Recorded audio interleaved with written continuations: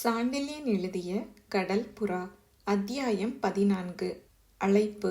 பாலூர் பெருந்துறையின் நீதி மண்டபத்திற்குள் பட்ட பகலில் நுழைந்து தன்னையும் மற்ற தமிழரையும் சிறை மீட்ட அனபாயச் சோழரின் அபரிமித துணிவை எண்ணி எண்ணி வியந்தும் அந்த அமானுஷ்யமான சாதனையை அவன் எப்படி செய்திருக்க முடிந்தது என்பதன் மர்மத்தை அறிய முடியாததால் குழம்பியும், அனபாயச் சோழனுடன் வந்த கடாரத்து கட்டழகி வில்லை பிடித்து நின்ற அழகையும், அழகெல்லாம் அசைய அசைய அவள் புறவியில் வந்த விந்தையையும் நினைத்ததால் ஆனந்தத்திற்கு அடிமைப்பட்டும் பலவித உணர்ச்சிகளுக்கு இலக்காகி ஏதும் பேசாமல் நகரத்தின் தெற்கு கோடியில் கோதாவரியின் கரையருகே இருந்த குடிசை கூடாரத்துக்கு வந்து சற்று சுரணை அடைந்த இளைய பல்லவன் அங்கு மறைந்து தங்க இடம் ஏதும் இல்லாததைக் கண்டு, இங்கு எதற்கு வந்திருக்கிறோம் என்று ஆச்சரியப்பட்டு அதை பற்றி மாத்திரம் இரண்டொரு கேள்விகள் அனபாயனை கேட்டான். அந்த கேள்விகளுக்கு மறைய வேண்டிய இடத்திற்கு இரவில்தான் செல்ல முடியும் என்று அனபாயன் பதில் சொன்ன பிறகு குடிசைகளுக்கு அப்பால் இருந்த தோப்புக்குள் தன்னையும் காஞ்சனா தேவியையும் அழைத்து சென்று ஒரு தனி குடிசையில் தங்களை தங்க வைத்ததும், தப்புவதற்கு வழி சொல்ல இரவில் ஒருவர் வருவார் என்று கூறியதும் மிக மிக விந்தையாயிருந்தது இளைய பல்லவனுக்கு. அது தவிர குடிசைக்குள் நுழைய முன்பாக ஆகாயத்தை நோக்கி கண்களை உயர்த்தி அனபாயன் ஆராய்ந்ததற்கு காரணம் புரியாத கருணாகர பல்லவன் குடிசைக்குள் அனபாயன் நுழைந்ததும் முகத்தில் பல சிந்தனைகள் பாய்ந்தோட அவற்றால் சலனப்பட்ட கண்களுடன் அவனை ஏறெடுத்து நோக்கினான். கருணாகர பல்லவனின் கண்களில் தோய்ந்து கிடந்த சிந்தனை கடலின் ஆழத்தை புரிந்து கொண்ட அனபாயச் சோழன் சற்றே புன்முறுவல் செய்ததன்றி, கருணாகரா, உன் உள்ளம் குழம்பி கிடக்கிறதை உன் கண்கள் காட்டுகின்றன. அப்படி என்ன குழப்பம் உனக்கு என்று கேட்கவும் செய்தான். அந்த கேள்வி பெரும் விசித்திரமாயிருந்தது இளைய பல்லவனுக்கு. பிற்காலத்தில் சரித்திரம் சொன்னாலும் நம்பத்தகாத அளவிற்கு காரணங்களை அன்று சாதித்து தன் மனதை மட்டுமின்றி அனந்தவர்மன் இன்னும் ஆயிரக்கணக்கான பாலூர் பெருமக்கள் முதலிய பலர் புத்தியையும் குழப்பிவிட்ட அனபாயன் அன்று செய்ததெல்லாம் சாதாரணமாக நடக்கக்கூடிய பணி போல பாவித்து பேசியதை கண்ட இளைய பல்லவன் மிதமிஞ்சிய வியப்படைந்ததன்றி, எனக்கு மட்டுமல்ல குழப்பம் அனபாயரே, உங்கள் இன்றைய செயல் கலிங்கத்தையே குழப்பியிருக்கும், எல்லாருக்கும் பிரமிப்பையும் அளித்திருக்கும் என்று கூறினான். அனபாயன் உதடுகளில் விரிந்த புன்னகை புலியின் கண்களைப் போல் பளிச்சிட்ட அவன் விழிகளிலும் துள்ளி விளையாடியது. அந்த புன்னகையை தொடர்ந்து வந்த பேச்சிலும் ஓர் அலட்சியம் இருக்கத்தான் செய்தது. இதில் குழம்புவதற்கோ பிரமிப்பதற்கோ என்ன இருக்கிறது கருணாகரா? நமது மக்கள் அநீதமாக வதைப்படுகிறார்கள். அவர்களை காப்பாற்றுவது எனது கடமை. என் ஆறுயிர் தோழனை தீர்த்து கட்ட அனந்தவர்மனும் பீமனும் ஏற்பாடு செய்தார்கள். அந்த ஏற்பாட்டை குலைப்பது என் கடமை. சோழர்கள் உதவி நாடி கடாரத்தின் மன்னனும் இளவரசியும் இந்த துறைமுகத்தில் இறங்கினார்கள். அவர்களை சோழ நாடு செல்லாமல் தடை செய்யவும் ஏற்பாடு நடந்தது. அந்த ஏற்பாட்டை உடைப்பது என் கடமை. இந்த கடமைகளை தானே செய்தேன். இதில் குழப்பத்திற்கு இடமில்லை. தவிர கடமைகள் இன்னும் பூர்த்தியாகவில்லை என்றான் அனபாயன் ஏதோ சாதாரண விஷயத்தை சொல்பவன் போல். கருணாகர பல்லவன் கண்கள் அனபாயனை நன்றாக ஆராய்ந்தன. குடிசையின் கூரையை தொட்டு விடுவது போன்ற உயரத்துடனும் மந்தகாசம் தழுவும் முகத்துடனும் நின்றிருந்த அவன் கம்பீரம் இளைய பல்லவனின் இதயத்தில் பெருமிதத்தை விளைவித்ததென்றால், பெரிய காரியங்களை சாதித்த அவன் அவற்றை கடமையென சாதாரணமாக கூறுவது அந்த பெருமிதத்தை 1000 மடங்கு உயர்த்தவே. இத்தனை சிறந்த கர்ம வீரனை பெற்ற தமிழ்தாய் சிறப்புடையவள் என்று தாய்நாட்டையும் வாழ்த்தினான் கருணாகர பல்லவன். அப்படி இதயத்திற்குள் வாழ்த்தி கொண்டு சொன்னான், கடமையை நிறைவேற்றுவது காவலன் கடமைதான். ஆனால் அதை நிறைவேற்றிய முறைதான் குழப்பத்தை தருகிறது என்று. குழப்பம் என்ன அதில்? அனபாயன் கேள்வி அனாவசியமாக எழுந்தது. பட்ட பகலில் நீதி மண்டபத்திற்கு வந்தீர்கள். விசாரணை பட்ட பகலில் தானே நடக்கும். உண்மை. ஆனால் நீதி மண்டபத்திற்குள் உங்களை நான் எதிர்பார்க்கவில்லை. வேறு எங்கே எதிர்பார்த்தாய்? சிறையிலிருந்து நீதி மண்டபம் செல்லும் போது அல்லது நீதி மண்டபத்திலிருந்து கொலைக்களம் போகும்போது. ஏன் அப்படி? சிறையில் காவல் அதிகம், அங்கிருந்து எங்களை மீட்க முடியாது. நீதி மண்டபத்திலும் காவல் அதிகம், அங்கிருந்தும் எங்களை மீட்க முடியாது. ஆகவே வெளியில்தான் மீட்பீர்கள் என்று நினைத்தேன். இதற்கு பதில் சொல்லும் முன்பு மெல்ல நகைத்தான் அனபாயன். அந்த நகைப்பை கண்ட இளைய பல்லவன் சற்று கோபத்துடனே கேட்டான், ஏன் நகைக்கிறீர்கள் அனபாயரே? மீண்டும் நகைத்தான் அனபாயன். கருணாகரா, கலிங்க மன்னர் இருவரும் இப்படியே நடந்து கொண்டு சோழ நாடு கலிங்கத்தை ஒரு நாள் வெற்றி கொள்ள நேர்ந்தால் உன்னைத்தான் கலிங்கத்தின் அரச பீடத்தில் உட்கார வைப்பேன் என்று பதில் கூறினான். ஏன் அத்தனை பெரிய பதவி எதற்கு? உன் கருத்து கலிங்க மன்னர்கள் கருத்தை ஒத்திருக்கிறது. ஆகவே கலிங்கத்தை ஆள்வதற்கு அவர்களுக்கு அடுத்தபடி நீதான் தகுதி. அப்படியா? இளைய பல்லவனின் குரலில் கோபம் மண்டி கிடந்தது. அந்த கோபத்தை அதிகரிக்க இஷ்டப்பட்டவன் போல் மீண்டும் சொன்னான் அனபாயன். நீ நினைத்தது போலத்தான் பீமனும் நினைத்தான், அனந்தவர்மனும் நினைத்தான். அப்படி நினைப்பதுதானே இயல்பு. இளைய பல்லவனின் குரலில் உக்கிரம் ஏறிக்கொண்டிருந்தது. அதை கவனிக்காமலேயே விளக்க முற்பட்ட அனபாயன், இயல்பு அதுதான் கருணாகரா. அந்த இயல்பை உணர்ந்து அதை மீறி நடந்ததால்தான் உங்களை மீட்க முடிந்தது. காவல் இருக்கும் இடத்தில் அசிரத்தை இயல்பு. அந்த அசிரத்தையை நான் பயன்படுத்தி கொண்டேன். 4 சுவர்கள் தங்களுக்கு பெரும் பாதுகாப்பு என்று நினைப்பது மனித இயல்பு.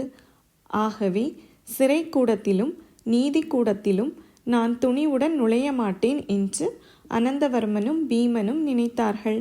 ஆகையால் சிறைசாலையில் சிரத்தையற்று இருந்தார்கள். அங்கிருந்து நான் தப்பித்தேன். நீதி மண்டபத்தில் அசிரத்தையாய் இருந்தார்கள். அங்கிருந்து உங்களை தப்புவித்தேன். பாலூர் பெருந்துறையில் மக்கள் தொகையில் 1/3 பங்கு தமிழர்கள். அவர்களில் பெரும்பாலோர் வணிகர்கள். சிலர் படைப்பிரிவிலும் இருக்கிறார்கள். சிலர் சுங்கசாவடியில் இருக்கிறார்கள். தமிழர்களை தவிர சிலர் வெங்கி நாட்டாரும் படையில் சேர்ந்திருக்கிறார்கள். இந்த கோதாவரிக்கு அக்கறையில் இருக்கும் வெங்கி நாட்டு அரியணையில் இன்று விஜயாதித்தன் அமர்ந்திருக்கலாம். ஆனால் அதில் அமர வேண்டியவன் நான் அல்லவா? இங்குள்ள வெங்கி நாட்டவரில் பலர் என்னிடம் பக்தி கொண்டிருக்கிறார்கள். ஆகவே பாலூரில் கலிங்க மன்னர்களை ஆதரிப்பவர்களை விட என்னை ஆதரிப்பவர்கள் தொகை அதிகம். ஜனத்தொகையில் 2/3 பங்கான வெங்கி நாட்டவரையும் தமிழரையும் ஒதுக்கிவிட்டால் மற்றவர் சிறுபான்மை. தவிர என்றாவது ஒரு நாள் வெங்கி நாட்டை என் வசப்படுத்த வேண்டுமானால் இங்குள்ள வெங்கி நாட்டவர் தமிழர் ஆகிய 2 பாலார் உதவியும் எனக்கு தேவையாயிருக்கும். அதனால்தான் அடிக்கடி சோழ நாட்டிலிருந்து இங்கு வருகிறேன். இங்கு வந்து போதிய பக்க பலத்தையும் திரட்டியிருக்கிறேன். இந்த அரசாங்கத்தில் ஒவ்வொரு இடத்திலும் என்னை சேர்ந்தவர்கள் இருக்கிறார்கள். சிலர் வணிகர், சிலர் படைவீரர்கள், சிலர் மாலுமிகள். ஆனால் எல்லோரும் என் ஒற்றர்கள். பணத்தால் அல்ல, என்னிடம் பக்தியால் கட்டுப்பட்டவர்கள். ஆகையால்தான் அவசியமான வீரர்களை திரட்டி கொண்டு உங்களை விடுவிக்க முடிந்தது என்று சொல்லிக்கொண்ட போனவனை இடைமறித்து கேட்டான் இளைய பல்லவன். அப்படியானால் நீதி மண்டபத்தை சுற்றி காவல் அதிகம் இல்லையா? இருந்தது. ஆனால் இருந்தவர் கலிங்க படையில் உள்ள வெங்கி தமிழ்நாட்டு வீரர்கள். அவர்களை காவலுக்கு அனுப்ப முன்னதாகவே ஏற்பாடு செய்திருந்தேன் என்றான் அனபாயன் பதிலுக்கு. காவலரை அனுப்ப நீங்கள் ஏற்பாடு செய்தீர்களா? இளைய பல்லவன் வியப்புடன் வினவினான். காவலரை அனுப்பும் அதிகாரம் படைத்தலைவர் சேனாதிபதியைப் போல அத்தனை அதிகாரம் படைத்தவர் அல்லவா? இருப்பினும் ஒரு தமிழர் அந்த வேலை பார்க்கிறார் என்று சுட்டிக்காட்டினான் அனபாயன். பாலூர் பெருந்துறை உண்மையில் அனபாய சோழனின் பாசறை என்பதை அறிந்து கொண்ட கருணாகர பல்லவன் அனபாயன் சிறையிலிருந்து தப்ப முடிந்ததற்கும் தூதுபுறா மூலம் செய்தி அனுப்ப முடிந்ததற்கும் காரணங்களை புரிந்து கொண்டான். நீதி மண்டபத்தை சுற்றி நின்ற காவலரை தாங்கள் தப்புவதற்கு உதவியாயிருந்ததால்தான் தங்களை படையினர் யாரும் பின்தொடரவில்லை என்பதையும் உணர்ந்து கொண்டான். இத்தனை வசதிகள் இருந்தாலும் அனந்தவர்மனும் பீமனும் கலிங்க வீரர்களை கொண்டு தங்களை பிடிக்க கண்டிப்பாய் முயல்வார்கள் என்பதையும் அடுத்த சில நாளிகைகளில் பாலூர் நகரம் பூராகவும் பீமனுடைய வீரர்களால் சோதனையிடப்படும் என்பதையும் சந்தேகமற அறிந்திருந்தான். ஆகையால் அனபாயனை நோக்கி கேட்டான், நமக்கு இங்கே என்ன துணை இருந்தாலும் கலிங்க அரசாங்கத்தின் பலம் நம்மை சும்மா விடுமா? விடாது கர்ணாகரா, விடாது. அவசியமானால் பாலூருக்கு வடக்கே உள்ள கலிங்க படைப்பிரிவும் இங்கே வரவழைக்கப்படும். ஆகையால்தான் இந்த தோப்புக்கு உங்களை அழைத்து வந்தேன். இங்கு உங்களை யாரும் தேட மாட்டார்கள். இங்கு இருப்பவர்களெல்லாம் தமிழகத்து பரத்தவர். இங்கு சோதனைக்கு வீரர்கள் வந்தால் இன்றிரவு எப்படியும் இந்த பாலூரை விட்டு கிளம்பிவிட தீர்மானித்திருக்கிறேன். அதற்கு வழி கண்டுபிடிக்க ஒருவரை நியமித்திருக்கிறேன். அவர் வருவார் என்றான். யார் அவர் என்று கேட்டான் கருணாகர பல்லவன். வெளிநாட்டவர், உனக்கு தெரியாத அவரை. வந்தபின் அறிமுகப்படுத்தி வைக்கிறேன். அவர் வந்த பின்புதான் நாம் வேறு இடத்திற்கு செல்ல வேண்டும். எது அந்த இடம்? அதையும் அவரே சொல்வார். அதை பற்றி மேலும் ஏதோ கேட்க முயன்ற கருணாகர பல்லவனை, பொறு கருணாகரா என்று ஒரே வார்த்தையில் பேச முடியாமல் அடித்த அனபாயன் ஏதேதோ யோசனைகளில் நீண்ட நேரம் ஆழ்ந்தான். பிறகு எதையோ திடீரென நினைத்து கொண்டு எழுந்து, கருணாகரா, இன்னும் சில நாளிகைகளில் மாலை நெருங்கும். அதற்குள் நான் ஒரு முக்கிய அலுவலை கவனித்து கொண்டு வருகிறேன் என்று சொல்லி குடிசையை விட்டு புறப்பட்டு அந்த அடர்த்தியான தோப்புக்குள் புகுந்து சில வினாடிகளில் மறைந்தான். அனபாயன் போக்கு ஒவ்வொன்றும் விசித்திரமாய் இருந்தது இளைய பல்லவனுக்கு. எதிரிகள் நாட்டில் வந்து அனபாயன் இஷ்டத்துக்கு திரிவதும் திடீரென தோன்றுவதும் மறைவதும் பெரும் வியப்பாயிருந்தது அவனுக்கு. பெரிய சாம்ராஜ்யத்தின் அரியணையில் இவரல்லவா அமர வேண்டும் என்று எண்ணினான். வீரராஜேந்திரருக்கு பதில் அனபாயர் மட்டும் சோழ அரியணையில் இருந்தால் தமிழர் பாலூரில் படுத்தப்பட்ட பாட்டிற்கு கலிங்கம் படுத்தூளாக்கப்படும் என்பதை உணர்ந்தான். அத்தகைய ஒரு வசதி சோழ நாட்டுக்கு இல்லாததை குறித்து சிறிது வருந்தவும் செய்தான். வீரராஜேந்திர வீரராயிருந்தாலும் அவர் சமாதானத்தையே விரும்புவார் என்பதையும், பிறர் வீணாக போரிட வந்த காரணத்தினாலேயே அவர் பெரும் போர்களில் ஈடுபட்டு வெற்றி வாகை சூடினார் என்பதையும் உணர்ந்திருந்தான் கருணாகர பல்லவன். போர் விருப்பமுள்ள அனபாயன் அரியணையில் இருந்தால் சோழ சாம்ராஜ்யம் எத்தனை விரிவடையும் என்று சிறிது பேராசையும் கொண்டான். இருப்பினும் அந்த எண்ணத்தை அடுத்த வினாடி அறுத்தெறிந்தான். சேச்ச, போரில் விளைவது நாசம், அது உதவவே உதவாது என்று தனக்குள் சொல்லி கொண்டான். இப்படி எண்ண சூழலில் புதைந்து கிடந்த இருதயத்தை உடைத்தன அந்த குடிசையில் ஒரு மூலையில் இருந்து எழுந்த அப்பா என்ன யோசனை என்ன யோசனை என்ற ஏளன சொற்கள். குயில் பேச துவங்கியது போல் எழுந்த குரலால் உலகுக்கு வந்த கருணாகர பல்லவன் அப்பொழுதுதான் காஞ்சனா தேவியும் தானும் தனிமேல் இருப்பதை உணர்ந்து குடிசையின் மூலைக்கு கண்களை திருப்பினான். வில்லையும் அம்பரா துணியையும் இடைக்கத்தியையும் கழற்றி ஒரு மூலையில் வைத்துவிட்டு செவ்விய இதழ்களில் தவழ்ந்த இளநகையுடனும் முழந்தாள்களை கைகளால் சுற்றி கட்டி கொண்டாலும் மறையாத மந்தகாரத்துடனும் காட்சியளித்த காஞ்சனாதேவியை கண்ட கருணாகர பல்லவன் ஒரு வினாடி மூச்சை இழுத்து பிடித்து கொண்டான். பிறகு மெல்ல சொன்னான், மன்னிக்க வேண்டும், நீங்கள் இருப்பதை மறந்துவிட்டேன் என்று. மறந்துவிட நியாயம் இருக்கிறது என்று சொல்லி நகைத்தாள் காஞ்சனாதேவி. நியாயமில்லை தேவி என்று இளைய பல்லவனின் குரல் தன்னைத்தான் கண்டித்து கொள்வது போல் இருந்தது. ஏன் நியாயமில்லை? உயிரை காப்பாற்றியவர்களை மறப்பது நன்று கெட்ட செயலல்லவா? யார் உயிரை காப்பாற்றியது? நீங்கள்தான் என் உயிரை காப்பாற்றினீர்களே. இல்லை இல்லை, அனபாயர் காப்பாற்றினார். சரி, நீங்கள் துணை செய்தீர்கள். அது துணை செய்ததாகாது. எப்படி ஆகுமோ? சொல்படி நடந்ததாகும். அனபாயர் செயல் புரிபவர், நாம் கருவிகள். அவர் இஷ்டப்படி இயங்குகின்றோம். கருவிகளை பாராட்டுபவர் உலகத்தில் உண்டா? அனபாய சோழனை பற்றி அவள் கொண்டிருந்த மதிப்பு கருணாகரனுக்கும் இருக்கத்தான் செய்தது. இருந்த போதிலும் அது அவள் வாயால் வந்தது சற்று பொறாமையாகவே இருந்தது இளைய பல்லவனுக்கு. உண்மை உண்மை என்று அவன் சொன்ன பதிலை கேட்ட காஞ்சனாதேவி அவன் குரலில் உற்சாகமில்லாததை கவனித்து அதன் காரணத்தை உணர்ந்து சற்று லேசாக நகைக்கவும் செய்தாள். அந்த நகைப்பொலி எத்தனையோ இன்பமாகத்தான் இருந்தது. இருப்பினும் அனபாயனை அவள் பாராட்டியதன் காரணமாக அந்த இன்பத்தை அனுபவிக்க சக்தி இல்லாதிருந்தது அவன் மனம். ஆகவே மேற்கொண்டு பதிலேதும் சொல்லாமல் தரையில் உட்கார்ந்து நிலத்தில் கண்களை ஓட்டினான். அந்த மௌனம் அளவுக்கு மீறி நிலைத்தது.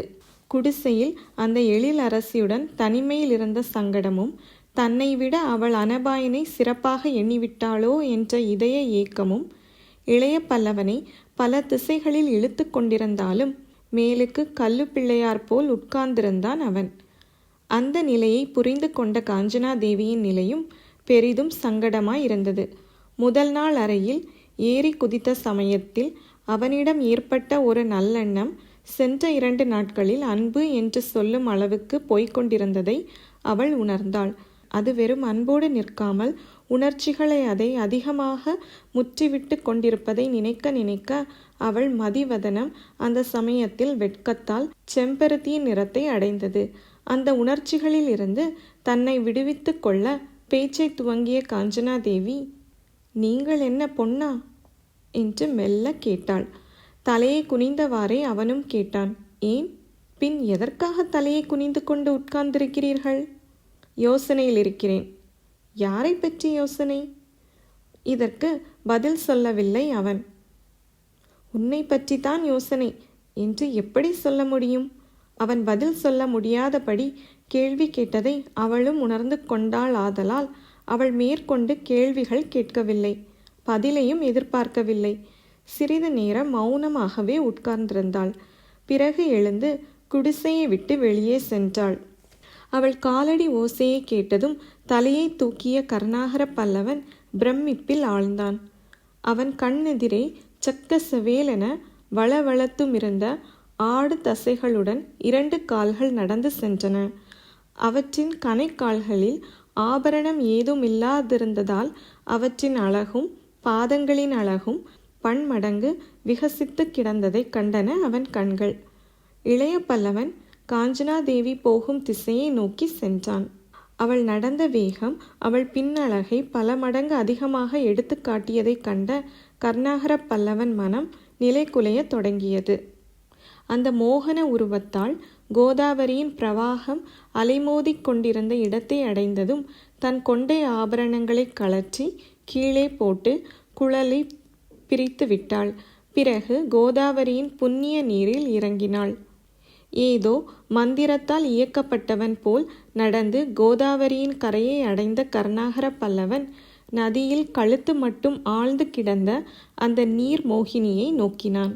கோதாவரிக்குள் அப்பொழுதுதான் முளைத்தெழுந்த தாமரை போல் தெரிந்த காஞ்சனாதேவியின் சொர்ண வதனத்தை இருட்டுக்கு முன் மிகச் செம்மையுடன் மிளிரும் அந்த வேளையின் செவ்விய கிரகணங்கள் வருடி கொண்டிருந்தன. சுமார் 1 நாழிகைக்கு பிறகு அவள் ஆற்றிலிருந்து எழுந்து வெளியே வந்தாள். அவள் வெளிவந்த கோலத்தை மலைத்து பார்த்து கொண்டிருந்த இளைய பல்லவனுக்கு அருகில் வந்த காஞ்சனாதேவி, இளைய பல்லவரை, புரவி சவாரி செய்த போது உடம்பெல்லாம் புழுதியாகிவிட்டது. ஆகவே நீராடினேன். சற்று அப்புறம் இருங்கள், சேலையை உலர்த்தி கொண்டு வருகிறேன் என்று கூறிவிட்டு ஒரு புதரின் மறைவுக்கு சென்றாள். காற்று பலமாக இருந்ததால் அரை நாழிகைக்குள் நன்றாக உலர்ந்துவிட்ட சேலையை கட்டிக்கொண்டு குழலை எடுத்து சொருக்கு போட்டுக்கொண்டு புதரில் இருந்து வெளியே வந்த காஞ்சனாதேவி கரையில் கிடந்த சல்லட்டையும் கொண்டை ஆபரணங்களையும் எடுத்துக்கொண்டு, வாருங்கள் என்று அவனை அழைத்துவிட்டு தோப்புக்குள் முன்னால் நடந்தாள். தோப்பில் இருள் நன்றாக கவ்விவிட்டது. அங்கிருந்த குடிசைகளில் தெரிந்த சிறு விளக்குகளின் அடையாளத்தை கொண்டு அவ்விருவரும் நடந்து சென்றார்கள். தோப்பிலிருந்து புஷ்ப செடிகள் நானாவித புஷ்பங்களை மலரவிட்டு வாசனையை எங்கும் படரவிட்டு கொண்டிருந்தன. பக்கத்து செடியிலிருந்து புஷ்ப கொத்து ஒன்றை கையில் ஒடித்து எடுத்துக்கொண்ட இளைய பல்லவன் குடிசை வாயிலுக்கு வந்ததும் காஞ்சனாதேவியை நோக்கினான். சற்று இருங்கள், விளக்கை ஏற்றுகின்றேன் என்று உள்ளே இருந்து வந்தது அவள் குரல். அதை கேட்டு வாயிலிலே நின்றவன் அடுத்த வினாடி குடிசைக்குள் விளக்கொளி வீசவே உள்ளே நுழைந்தான். விளக்குக்கு அருகே நின்று அதை தூண்டி விட்டு கொண்டிருந்த காஞ்சனாதேவி விளக்கை மட்டுமல்ல அவன் உணர்ச்சிகளையும் தூண்டினாள். அதன் விளைவாக துணிவுடன் அணுகி அவள் குழலில் தன் கையில் இருந்த மலர் கொத்தை சொருகினான் இளைய பல்லவன். சிரித்து கொண்டு அவள் அவனை நோக்கி திரும்பினாள்.